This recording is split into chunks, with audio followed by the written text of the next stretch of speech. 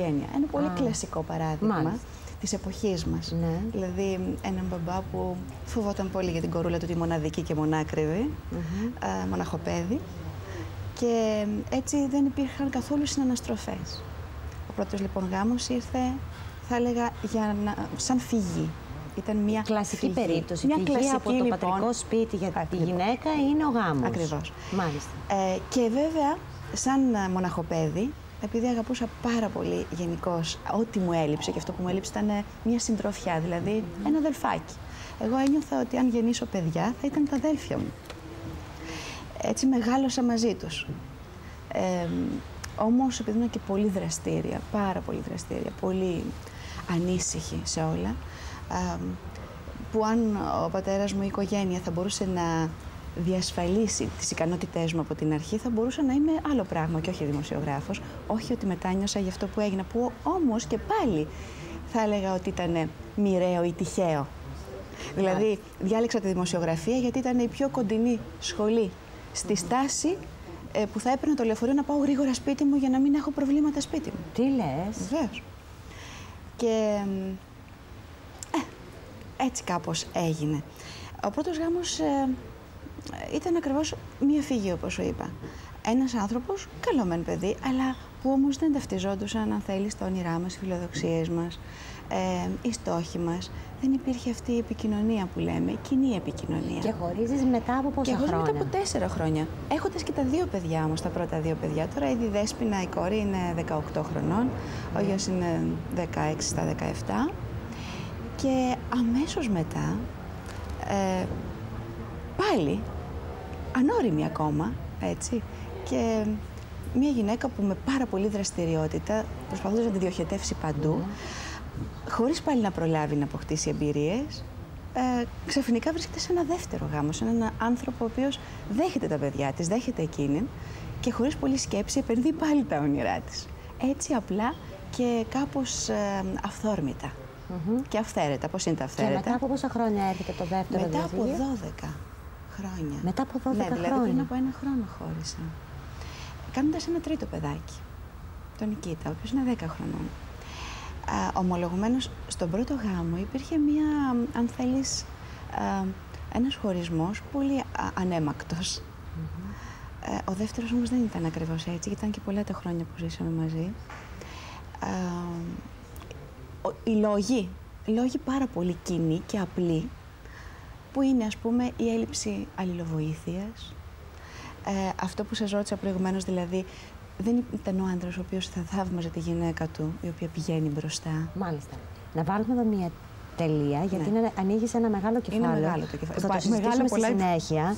Κεφάλαια. Και να μάθουμε λίγο και την ιστορία, όσες δεν την ξέρουμε, της Λιάννας Σιβουράκη, η οποία είναι επίσης πολύ πετυχημένη, είναι πάρα πολύ γνωστή, κάνει μια πολύ λεπτή και δύσκολη δουλειά όσον αφορά... Ένα παιδί που είχε όλα τα καλά, ας πούμε, εντός εισαγωγικών, και πάλι από την εκπαίδευση που πήρα από την οικογένειά μου, όλα αυτά τα είχα γιατί τα αποκτούσα. Δεν μου ήταν εύκολη η ζωή μου, αλλά έπρεπε να την κερδίσω. Ναι. Και το σχολείο που πήγα και οι σπουδές που έκανα, όλα αυτά έπρεπε να τα κερδίσω. Πάλι όμως ήταν μια προνομιακή κατάσταση.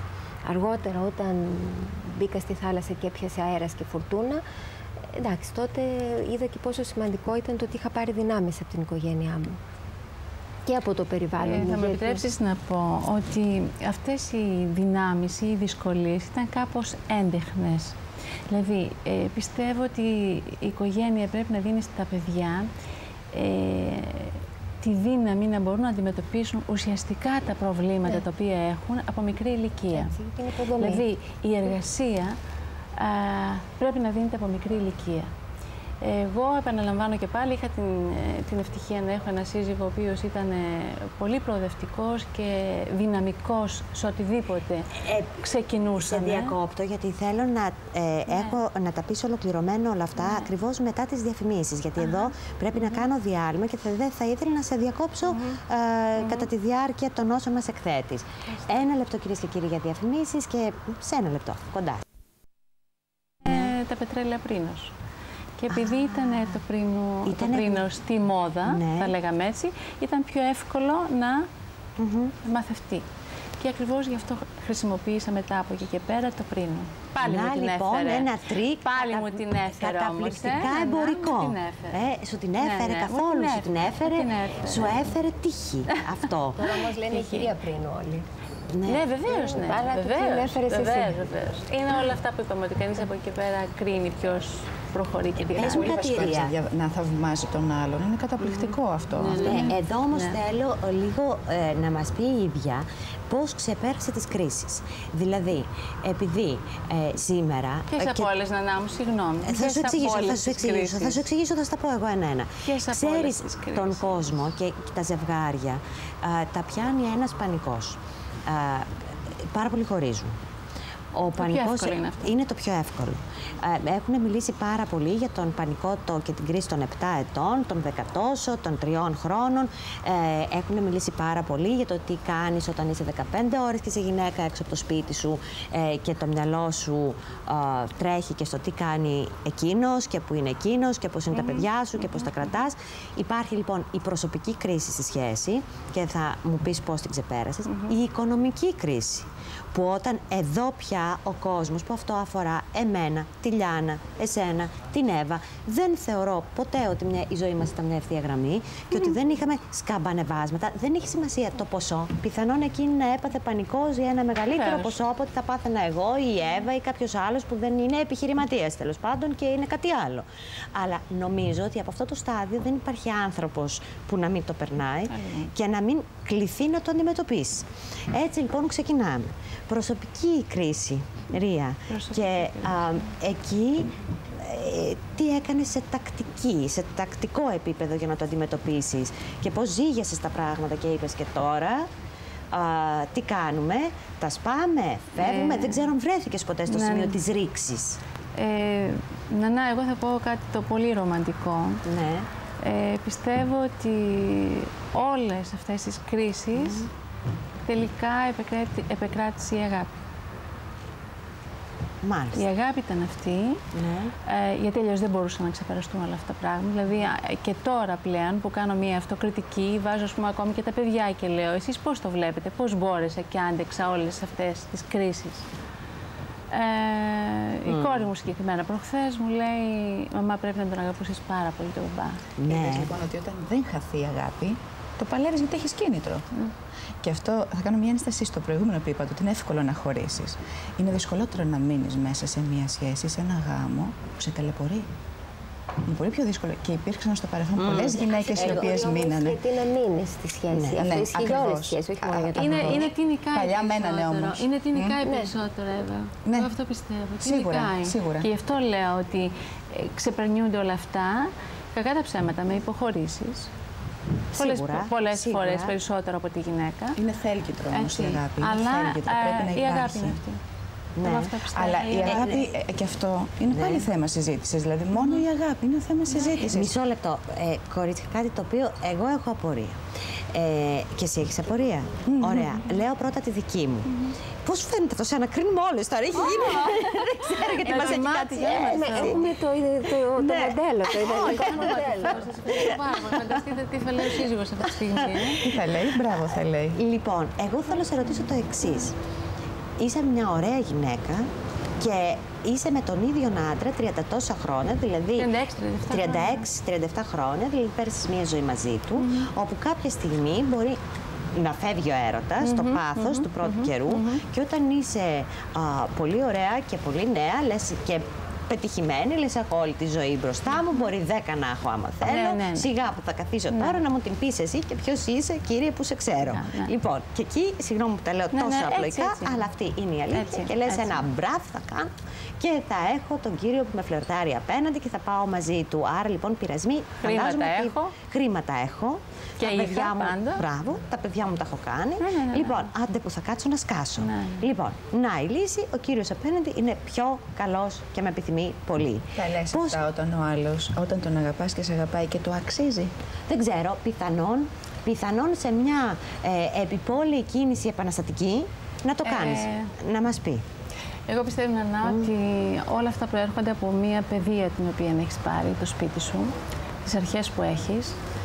Εγώ μπορεί στην ηλικία των των 20-25 ετών να ήμουν ένα ωραίο κορίτσι. Αλλά αν μου πούνε τώρα ότι ξέρεις, είχες πολλές κατακτήσεις, Ρία, θα πω όχι. Είχα λίγες και σταθερές. Δηλαδή, οι κατακτήσεις οι οποίες είχα ήταν αυτές που λέμε απόστασης. Δηλαδή, είχα πολύ καλούς φίλους. Αλλά δεν είχα τους πολλούς εραστές. Δηλαδή, είναι αυτό που λένε, δεν ταλαιπωρήθηκα με πολλούς έρωτες. Είχα ένα σύνδεσμο με τον άντρα μου 9 χρόνια. Τώρα θα διαφωνήσω. Έρωτας είναι ταλαιπωρία. Ταλαιπωρία το να έχεις όλες αυτές τις εναλλαγές των εραστών. Όταν καταρχήν δεν έχεις χρόνο ακόμη και γι' αυτό. Είναι πάρα πολύ. Είναι πάρα πολύ, παιδιά. Είπε η Λιάννα κάτι, να μείνουμε τώρα σε αυτό. Ναι. Είπε ο έρωτας είναι ταλαιπωρία. Συμφωνώ με τη Λιάννα ότι ο έρωτας πρέπει να υπάρξει, δεν είναι ταλαιπωρία, έχει ταλαιπωρία, αλλά είναι αρρώστια έρωτας. Είναι αρρώστια. Γλυκιά, πικρή, γλυκιά, πικρή, γλυκιά, πικρή. Εγώ δεν ξέρω πολλούς που να θέλουν να θεραπευτούν πάντως, άρα δεν είναι αρρώστια. Είναι αρρώστια έρωτας. Η Ρία πέρασε, έκανες εμβόλιο. Εμβόλιο είναι ο γάμος. Εγώ πραγματικά ήμουν άρρωστη με τον άντρα μου, δηλαδή τέτοιον έρωτα τρελό, πάθος. Πάθος. Τυχερή και σε αυτό. Τυχερή. Δηλαδή υπήρξα πάρα πολύ τυχερή στη ζωή μου. Ναι. Γιατί είναι αυτό που είπα προηγουμένως, ότι με τόσα χρόνια με τον άντρα μου, είμαστε πολύ καλά και τώρα, παρόλο που πέρασαν τόσα πολλά χρόνια. Δηλαδή θα φύγουμε Σαββατοκύριακο να πάμε στην Ύδρα, να πάμε στον Παρνασσό κλπ. Δηλαδή είμαστε πολύ καλά. Θα με πειράξει, θα τον πειράξω, θα τσακωθούμε. Δεν υπάρχει αμφιβολία. Ποιο ζευγάρι είναι αυτό το οποίο περνάει έτσι η ζωή του. Αλλά σε γενικές γραμμές έχουμε γεμάτες τις ώρες μας. Και όχι μόνο μέσα από τα τετριμμένα, θα έλεγα, του χώρου μας, δηλαδή του επαγγελματικού, γιατί τώρα είναι και ο σύζυγος μέσα, αλλά έχουμε πάρα πολλά ενδιαφέροντα. Είτε αυτό είναι κλασική μουσική, είναι το βιβλίο που διαβάζουμε. Κοίταξε όμως να δεις κάτι. Πολλά ενδιαφέροντα. Σε διακόπτω γιατί πάρα πολλά ενδιαφέροντα. Πολλά ενδιαφέροντα αλλά είναι και στρατιώτης στη δουλειά. Γιατί σου λέει, αν θα με αποσπάσει εμένα τώρα ο έρωτας και το συναίσθημα, δεν θα αποδώσω εκεί. Άρα βάζω το κεφάλι κάτω, έχω στόχο και προχωράω. Όχι, Νανά μου, δεν θα του έλεγα ότι δεν κάνω κάτι άλλο για να είμαι στρατιώτης. Κατάλαβες πως θετικά το είπα αυτό. Θετικά, ναι. Όχι, δεν θα του έλεγα κάτι τέτοιο. Όχι. Έχω μια ολοκλήρωση. Αισθάνθηκε τυχερή, τελείωσε. Έτσι. Έχω μια ολοκλήρωση. Θέλω να πάω τζόκινγκ, θα πάω τζόκινγκ. Εγώ τα βλέπω λίγο αλλιώς. Ναι, πες μας. Λοιπόν, τα βλέπετε εγώ ήμουν παντρεμένη 4,5 χρόνια. Δεν είμαι σίγουρη ότι χώρισα από τον πρώην σύζυγό μου, όσο ότι είμαι σίγουρη ότι χώρισα από το γάμο μου. Και δεν πιστεύω απόλυτα ότι για να πετύχει ένας γάμος πρέπει κανείς να έχει απόλυτα κοινά ενδιαφέροντα. Μπορεί, αυτό που έχει σημασία είναι να έχεις κάτω από την ίδια στέγη δύο ανθρώπους που είναι οι ίδιοι ευχαριστημένοι με τη ζωή τους. Ακόμα και αν αυτό δεν είναι κοινό. Δηλαδή, εντάξει, ο ένας μπορεί να θέλει να ακούει κλασική μουσική και ο άλλος μπορεί να θέλει να ακούει κάτι άλλο. Αν βρουν έναν τρόπο αυτά τα πράγματα να τα βάλουν μαζί, θα είναι πετυχημένος ο γάμος. Άλλωστε, δεν πιστεύω καθόλου ότι υπάρχουν συνταγές για επιτυχημένες σχέσεις. Και εγώ πιστεύω ότι η συνταγή πιστεύω ότι τα πράγματα είναι, όπως θυμάμαι όταν ήμουν μικρή, μου είχε πει η μητέρα μου, όπως τρώεις θα κοιμηθείς. Και μικρή έτσι, της είπα ότι μια φορά στρώνουμε το κρεβάτι, κάθε πρωί δεν το στρώνουμε. Και αυτό που βγήκε πολύ αυθόρμητα από μέσα μου, νομίζω ότι είναι στην ουσία μια θέση ζωής. Δηλαδή, εντάξει, δεν υπάρχει μαγική συνταγή. Δεν λες θα πάρω έναν έτσι και η ζωή μου θα πάει ρολόι. Γιατί αυτό το πράγμα τώρα που είπες, Λιάννα, και είναι πολύ σημαντικό. Το ότι χώρισες από το γάμο. Αυτό δηλαδή που δεν σου άρεσε ήταν το πλαίσιο, το πλαίσιο. Αυτή η ζωή, αυτή η κατάσταση, αυτό το περιβάλλον που μου έδινε η σχέση με τον συγκεκριμένο άνθρωπο, δεν μπορούσε να πάει πιο μακριά. Συγκεκριμένο άνθρωπο, δεν ήταν η ζωή του, δεν ήταν απαραίτητα εκείνος. Μπράβο, δεν είναι ο θεσμός του γάμου. Ναι, εντάξει, δεν μπορώ να πω ότι... Διότι το θέμα είναι όταν παντρεύεσαι, να ξεκινάς τη ζωή σου. Δηλαδή, να μην νομίζεις ότι τελειώνει η ζωή σου και ένα κομμάτι της πεθαίνει. Ίσα-ίσα, οι άνθρωποι γι' αυτό παντρεύονται νέοι. Για να ξεκινήσουν μαζί και να ζήσουν. Έτσι δεν είναι. Οι άνθρωποι παντρεύονται ή μπορούν να παντρεύονται σε όλες τις ηλικίες και δεν έχει και σημασία αν είναι ένας γάμος στην εκκλησία ή ένας γάμος διαφορετικός. Γιατί έχουμε και σχέσεις που έχουν όλη τη μορφή του γάμου και δεν έχουν το γάμο. Νομίζω ότι όλα αυτά τα πράγματα είναι πάρα πολύ ρευστά. Και αν είχαμε 15 άλλες γυναίκες, θα ακούγαμε 15 άλλες ιστορίες. Γιατί νομίζω ότι κάθε μία από τις σχέσεις είναι διαφορετική, έχει κάτι το μοναδικό. Έχει όμως και πολλά κοινά στοιχεία, εγώ πιστεύω. Δηλαδή, λίγο ως πολύ, όλες μας, οι όλοι και οι άντρες, χρειάζονται αγάπη, στοργή, τρυφερότητα, αφοσίωση, ενδιαφέρον. Όλοι θέλουμε ο άλλος να μας καταλαβαίνει σε αυτό που του λέμε, να μην μας επικρίνει, να μην είναι ο αγγελέας, να μην είναι ο δικαστής. Πολλές φορές, και αυτό, ναι. Εγώ πολλές φορές τον ακούω τέτοιες ιστορίες, έχω την αίσθηση ότι αυτός που μιλάει έχει παράπονα, έχει άποψη, έχει κάνει κριτική στη σχέση. Δεν ξέρω πόσο έχει σκεφτεί ότι ο απέναντί του μπορεί να έχει κάνει ακριβώς το ίδιο πράγμα. Όχι. Είναι ένα τένις. Το σωστό είναι αυτό. Είναι και τα δύο. Και τα δύο μέρη να ζητούν το ίδιο πράγμα. Να σας ρωτήσω κάτι. Εύα, νιώθεις φόβο από τη μοναξιά? Δηλαδή, με το χέρι στην καρδιά. Ναι. Και αυτό πάει και στη Λιάννα, βέβαια.